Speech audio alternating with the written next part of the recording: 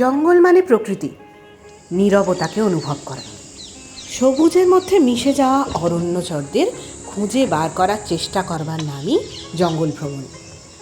আমরা এসেছি রাজাজি ন্যাশনাল পার্কে। এখানে প্রত্যেকটি পদক্ষেপে লুকিয়ে থাকে এক অজানা রহস্য। প্রতিটি বাঁক যেন নতুন এক বিস্ময়ের দুয়ার। কোথাও কাকরের সতর্ক ডাক, কোথাও আবার হনুমানের উদ্বিগ্ন চিৎকার, আবার কোথাও দূর থেকে ভেসে আসে বুনো হাতির গম্ভীর দুর্যোধনী। এই অরণ্যের নীরবতাও যেন কথা বলে।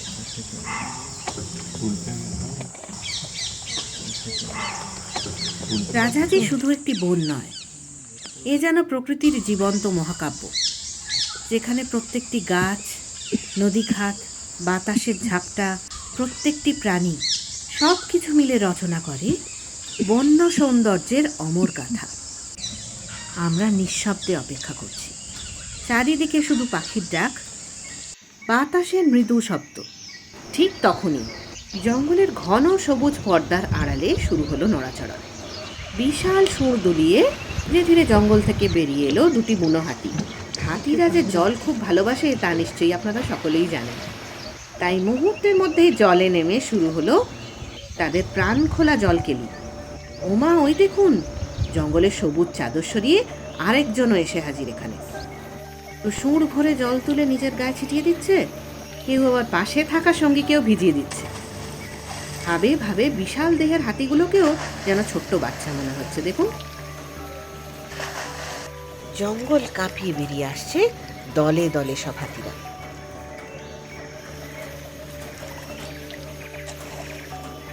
ওই যে বেরিয়ে আসছে বিশাল আকার মাতৃতান্ত্রিক নেত্রী। জলের প্রত্যেকটি ছিটে, প্রতিটি সুরের নড়াচড়া আর প্রতিটি খেলায় লুকিয়ে আছে তাদের পারিবারিক বন্ধন। যেন কোনো তাড়া নেই, নেই কোনো ভয়, শুধুই প্রকৃতির কোলে নীরব আনন্দ উৎসব। এমন দৃশ্য চোখের সামনে দেখা সত্যি ভাষায় প্রকাশ করা কঠিন। মনে হচ্ছে প্রকৃতি যেন নিজেই নিজের সবচেয়ে সুন্দর অধ্যায়টি আমাদের সামনে খুলে দিয়েছে। এই জলকেলি শুধু খেলা নয়, গরমের দিনে শরীর ঠান্ডা রাখা, ত্বক পরিষ্কার রাখা, তাদের পরিবারের সঙ্গে সময় কাটানোর এক স্বাভাবিক উপায়। তাই তো বনের এই শান্ত জলাশয় তাদের কাছে নিরাপত্তা, স্বস্তি আর আনন্দের ঠিকানা।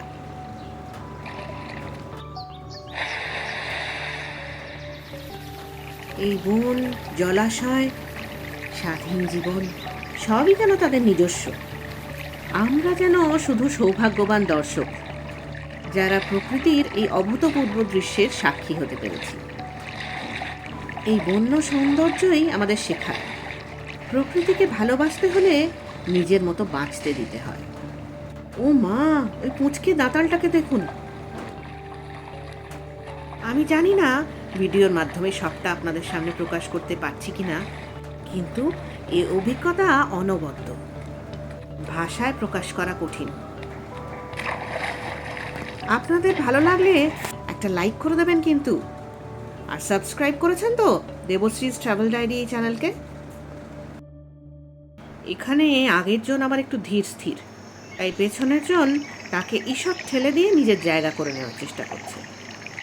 তাদেরও যে নামতে হবে জলে, অংশগ্রহণ করতে হবে পারিবারিক সমারোহে। এই বৃহত্তম স্থলচর প্রাণীরা কিন্তু অসম্ভব বুদ্ধিমান, আবেগপ্রবণ এবং পরিবার কেন্দ্রিক। আজ আপনাদের যা দেখালাম, এমন দৃশ্য ক্যামেরায় ধরা পড়ে খুব কমই। তাই কমেন্ট করে জানাবেন কেমন লাগলো আপনাদের। আমরা এগিয়ে চলেছি আবার সবুজের আহ্বানে। জিপসি ড্রাইভারদের সঙ্গে আলাপচারিতায় মালুম হলো অনেকেই নাকি ইতিমধ্যেই চিতাবাঘের দর্শন পেয়েছে। সম্ভাব্য জায়গাটায় গিয়ে দাঁড়ালাম আমরা, কিন্তু যেই ঘটনাটা ঘটল এবার, তার জন্য আমরা বিন্দুমাত্র তৈরি ছিলাম না। আমাদের গাইড জানালেন এই এলাকা হীরা চিতাবাঘের টেরিটরি, আর এই জঙ্গলে মতি নামে আরেক চিতাবাঘ রয়েছে যে এই এলাকাতে প্রায়ই ঢুকে পড়ে। ফলে টেরিটরি নিয়ে দুজনের মধ্যে সংঘর্ষ লেগেই থাকে।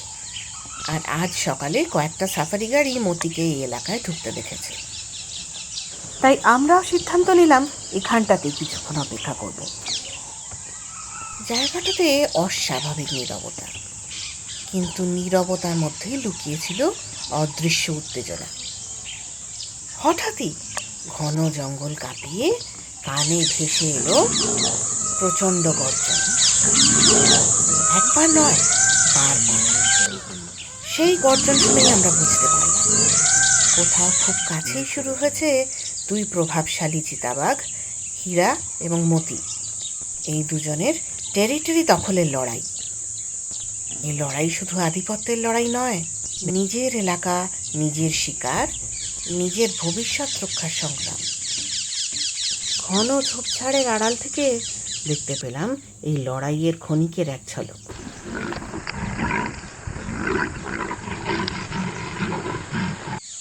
হিংস্র দুই চিতাবাঘের গর্জন মুহূর্তে যেন স্তম্ভিত করে দিয়েছিল আমাদের।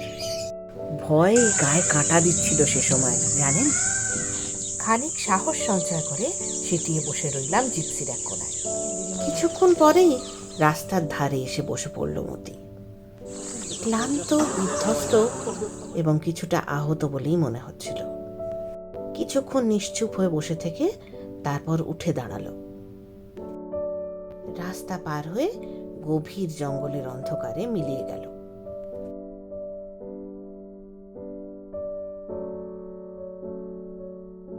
আজকের এই লড়াইয়ের ফল কি হলো তা কিছুটা অনুমান করতে পারলেও সঠিকভাবে কেউ জানি না।